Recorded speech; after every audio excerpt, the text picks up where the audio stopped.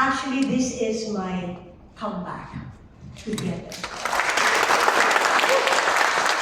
I've done theater for over 20 years, and it's my first love. Musical theater has always been my first love.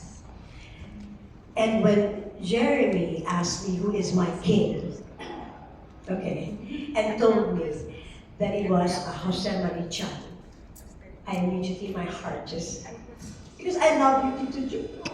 I really do.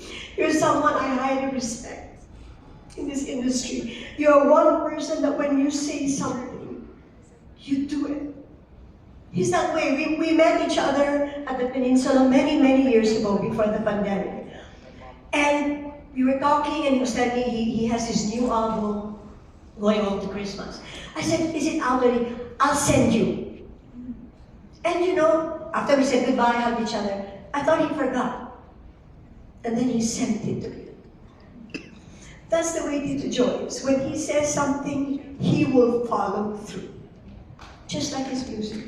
Because your music is not just, when I listened to that, I kept on listening to it then, and I would always cry because my husband passed away and you know, I missed him more.